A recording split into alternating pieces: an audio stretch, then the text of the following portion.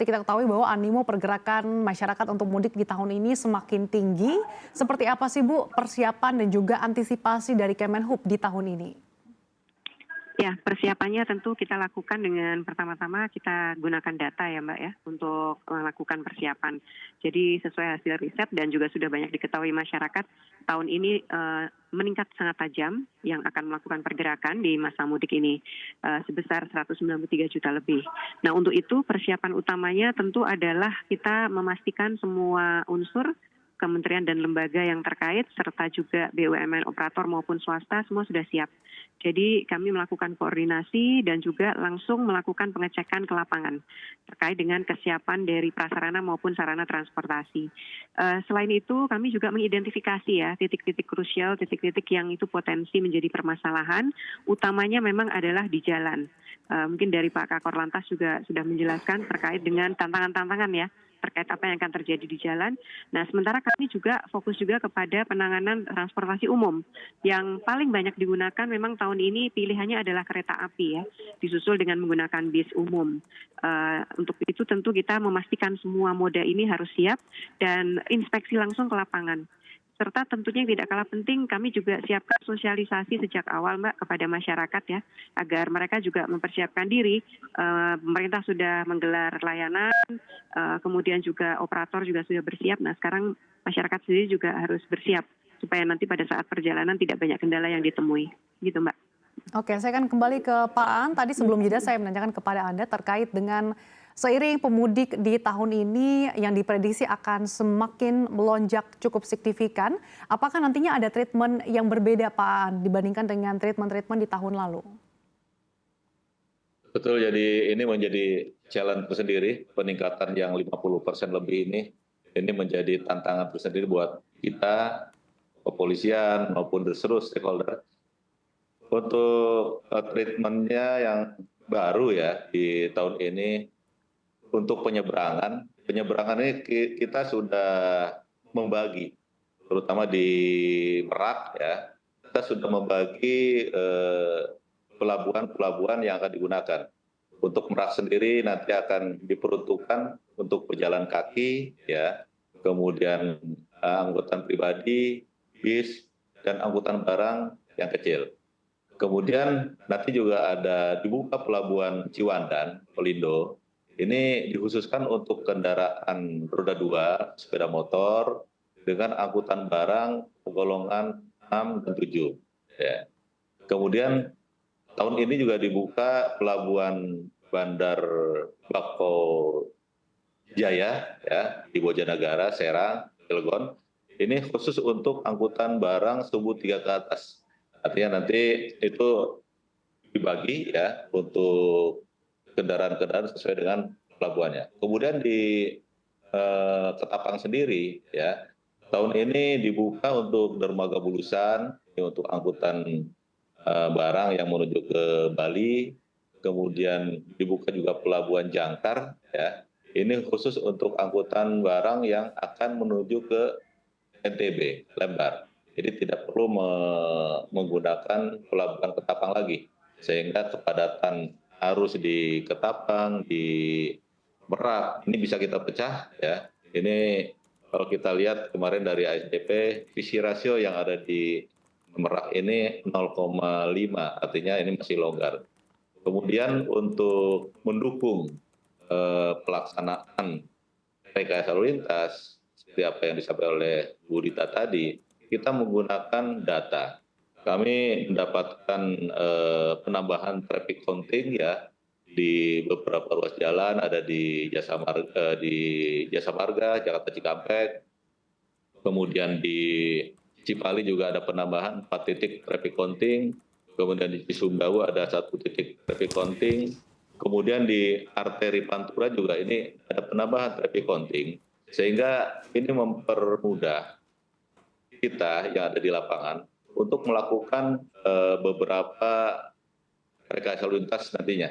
Ya, sesuai dengan indikator-indikator yang ada, kita tentukan apa yang harus kita lakukan. Demikian, Salsa. Oke, saya akan ke Bu Adita. Bu Adita, berdasarkan evaluasi dari Kementerian Perhubungan, Titik krusialnya ini berada di wilayah mana saja sih Bu? Apakah memang tahun ini wilayah-wilayah yang menjadi titik krusial akan sama seperti dengan tahun-tahun sebelumnya? Lalu skema apa yang akan dilakukan jika terjadi kemacetan dan bagaimana kerjasamanya Bu dengan kepolisian? Ya, tahun ini kami sudah mengidentifikasi titik-titik yang ini akan punya potensi menimbulkan permasalahan ya. Yang jelas dari data yang kami peroleh dari hasil survei itu hampir 60% pergerakan itu akan terjadi di Pulau Jawa. Dan pergerakan itu akan banyak terjadi di jalan ya, baik itu di jalan tol maupun di arteri. Nah, oleh karenanya kami mengidentifikasi bahwa potensial terjadinya masalah memang akan ada di jalan tol khususnya di ruas Cipali, karena potensi nanti akan terjadi skema rekayasa lalu lintas itu menimbulkan kemungkinan bottlenecking ya. Sehingga ini yang memang perlu diantisipasi dan tentu Pak Kakor Lantas beserta tim perhubungan maupun PUPR juga sudah melakukan berbagai simulasi untuk bagaimana jika situasi itu terjadi, bagaimana penanganannya, dan juga skema rekayasa apa yang sudah disiapkan. Lalu yang kedua yang juga krusial adalah tol Merak maupun di Pelabuhan Merak itu sendiri ya. Di mana memang banyak sekali perjalanan nanti dari Jawa menuju Sumatera itu menggunakan kendaraan darat dan itu membutuhkan penyeberangan. Pengalaman kami dari Natal, Tahun Baru maupun Lebaran memang selalu Merak ini akan dipadati. Dan kami tadi juga sudah disampaikan oleh Pak Kakor Lantas, memecah kepadatan itu dengan membagi keberangkatan di pelabuhan-pelabuhan yang berbeda, dermaga-dermaga yang berbeda, sehingga tidak terjadi penumpukan ya, atau setidaknya bisa kita kurangi. Nah, yang terakhir kepadatan juga kami identifikasi nantinya ada di penyeberangan di Ketapang ya, karena ini juga biasanya setelah selesai berhari raya orang melakukan perjalanan wisata. Dan penyeberangan menuju Bali diperkirakan juga akan meningkat. Tapi tentu tidak tertutup kemungkinan kami memperhatikan juga titik-titik di luar Jawa ya Mbak, meskipun 50% lebih ada di Jawa, tetapi kami juga memperhatikan pelayaran dan penyeberangan laut yang ada di baik itu di Kalimantan maupun di Sulawesi dan beberapa di Indonesia Timur. Jadi semua sudah kita identifikasi dan sudah kita koordinasikan. Oke. Saya akan kembali ke Pak Aan dengan sejumlah pemetaan yang sudah dilakukan titik-titik krusial di sejumlah wilayah yang menjadi prioritas pengamanan Polri selama mudik dan juga arus balik ini akan di mana saja Pak? Betul, sesuai dengan pemetaan yang kita lakukan bersama stakeholder ya, ada 3 titik krusial. Walaupun ini seluruh Indonesia ini juga akan menjadi perhatian kita. Tapi untuk di Jawa sendiri karena sebagian besar perjalanan mudik ini ada di Jawa. Jadi ada 3 titik krusial. Yang pertama tadi di jalan tol sendiri, ya ini akan jadi konsen kita untuk mengelola jalan tol mulai dari Jakarta Cikampek sampai dengan Semarang.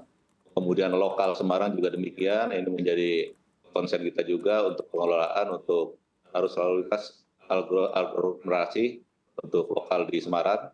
Kemudian titik krusial kedua tadi di penyeberangan ya, karena spesifikasi yang dan karakteristik yang berbeda untuk penyeberangan ini kita akan atur ya untuk flow masuk ke pelabuhan.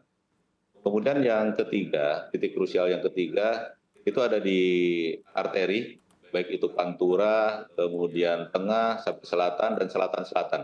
Ini menjadi konsen kita untuk mengelola karena hasil pemetaan kita ini masih ada titik-titik krusial atau titik-titik black spot maupun trouble spot di sepanjang arteri Pantura, Tengah, Selatan.